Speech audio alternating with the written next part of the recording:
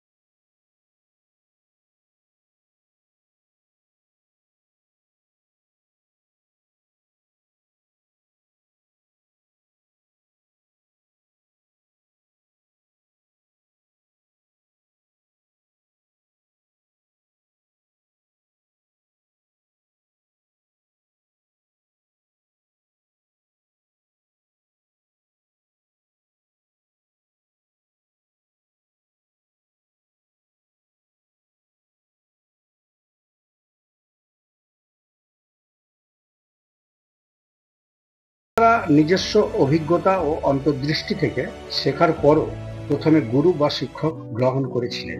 অর্থাৎ গুরু ছাড়া সম্পূর্ণ পথ পদ্ধতি দীর্ঘ ও ঝুঁকিপূর্ণ হতে পারে।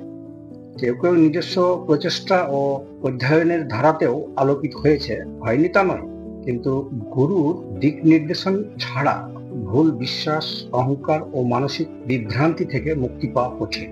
ভুল কৌশল বা অহংকারে আমরা বিভ্রান্ত হতে পারি। গুরু থাকলে তিনি বলে দিতে পারেন, এটি আপনার আসল আমি নয়। এটা চেষ্টা করলে মানুষ কখনো কখনো মৃত্যুভীত অহংকার বা নিরসতার মুখোমুখি হয়। গুরু শেখান কিভাবে সঠিকভাবে ধ্যান করতে হবে, কারণ ধ্যানের ভুল কৌশল অনেক সময় আপনার মানসিক চাপের সৃষ্টি করতে পারে। সেলফ ইনকোয়ারি শেখানো, যেমন ধরুন শ্রী রামান মহারিষি সেলফ ইনকোয়ারি পদ্ধতি একবার শিখলে ছাত্র নিজে অভ্যন্তরীণ চেতনায় প্রবেশ করতে পারবে।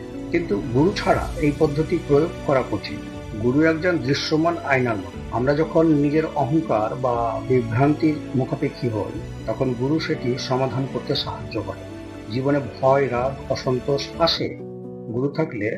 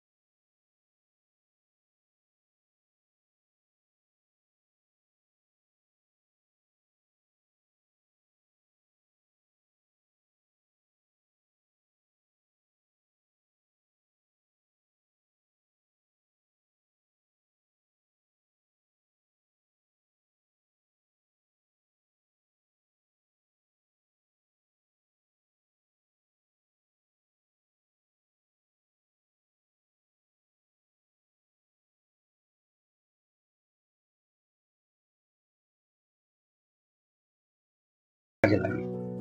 গুরু দেখান, আমি রাগ নয়, আমি ভয় নয়, আমি সেই চেতনা বা অমর আত্মা।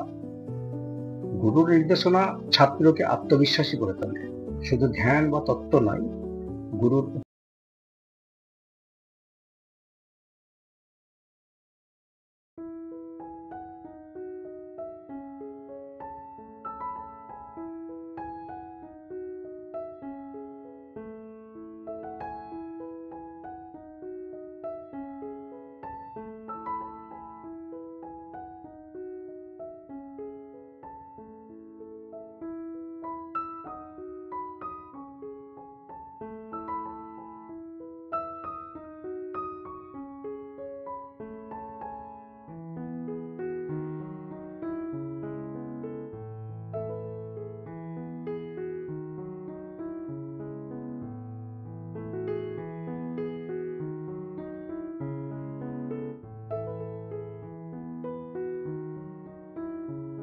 এর বক্তব্য শেষ করছি। আমার আন্তরিক কামনা, মুক্ত হোক সমগ্র সৃষ্টি, স্থির হোক সকল মন, পরম শান্তির স্রোতে প্রবাহিত হোক সমগ্র মানবের হৃদয় স্থান। এই বলে আমার আজকের আলোচনা এখানেই শেষ করলাম। পরম শান্তি।